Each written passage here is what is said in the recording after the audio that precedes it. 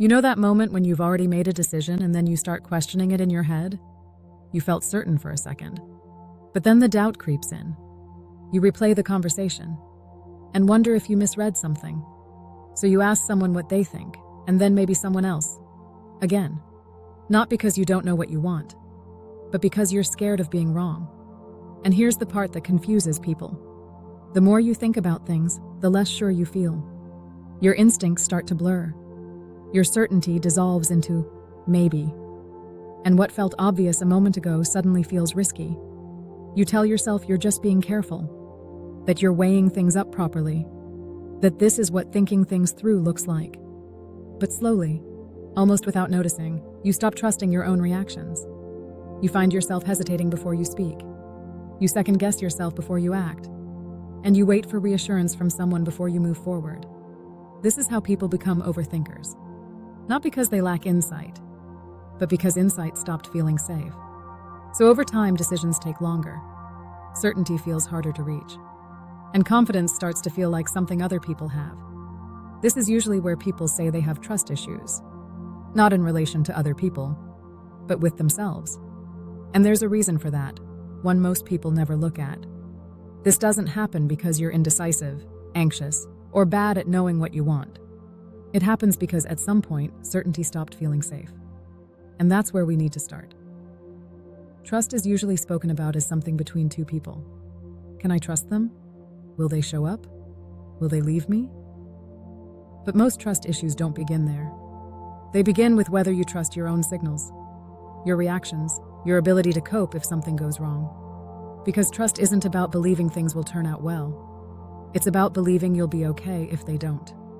And when that belief isn't there, doubt starts to make more sense than confidence. And waiting feels more responsible than making a choice. So you keep holding yourself back, not moving forward, just stuck in limbo. A lot of this comes from the past, but not in the way people expect. It's not always about one big betrayal or one obvious moment. Sometimes it's just repetition. Moments where you trusted your feelings and they weren't met.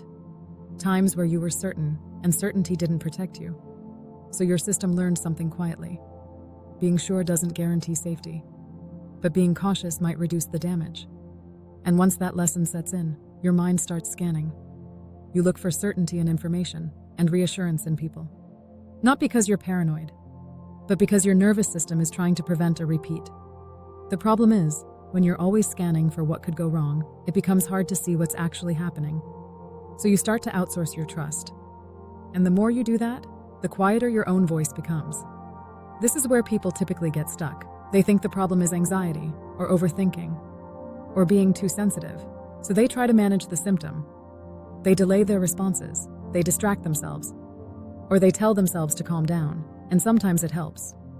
For a while. But the doubt creeps back. Because the anxiety was never the problem, it was information. And this is the part most people miss. You don't doubt yourself because you're unsure. You doubt yourself because certainty once didn't protect you. The truth is, self-trust didn't disappear. It was interrupted. And once that happens, every decision starts to feel like a risk assessment. In your head, you rehearse outcomes. You imagine regret before it happens. You try to predict pain so you can avoid it. And that might look like you're being responsible, but it comes at a cost. Because when you don't trust yourself, you will rarely experience peace of mind. People slide into roles without realizing it.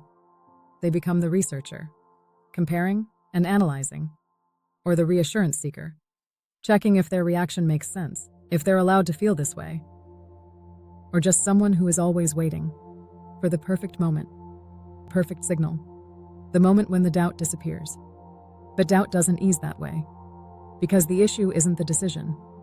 It's the belief underneath it, the belief that if you make the wrong decision, you won't survive the consequences. There's an emotional shift that's meant to happen as we grow up, and a lot of people don't consciously make it.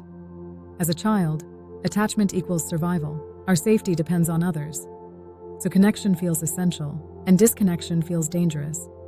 But as an adult, that equation has to change. Your worth can't depend on being accepted. Your safety can't depend on never being wrong. And your identity can't depend on always getting it right. That doesn't mean choices don't matter. It means you matter more than any single outcome. Self-trust doesn't come from certainty. It comes from learning that you can handle yourself, that you can feel regret without collapsing, that you can survive disappointment. And once you know that, decisions stop feeling like verdicts. They become directions. You might still hesitate sometimes. Old patterns might still show up. You'll still feel anxious. You'll still second-guess occasionally. The difference is, they won't get to run your life. You'll notice them, name them, and make your decision anyway. Not recklessly or impulsively, but from a place of alignment. Self-trust is built steadily, by noticing when you override yourself and take a pause, by honoring small preferences, by telling the truth a little sooner, and by staying with your own discomfort instead of trying to escape it. Not all at once, just consistently. And here's the part that matters most. You don't rebuild trust by promising yourself that nothing bad will happen. You rebuild it by knowing that even if something does, you'll survive. That's the safety you were missing. And once that's in place, trust becomes less fragile. Not because the world is predictable, but because you are. A lot of people think they need to be fully healed before they can trust themselves. That doesn't exist. Healing isn't a finish line. It's something you live inside. And self-trust doesn't require perfection. It requires a relationship with yourself that you're no longer willing to betray. If trusting yourself feels hard, it's not because you're weak. It's because you learned to protect yourself in a world that didn't always feel safe. That protection made sense to you once, and it doesn't need to be ripped away. It can be softened, at your own pace. Because you're not here to get every decision right. You're here to stay connected to yourself, no matter how things turn out. You've been watching The Soft Skills.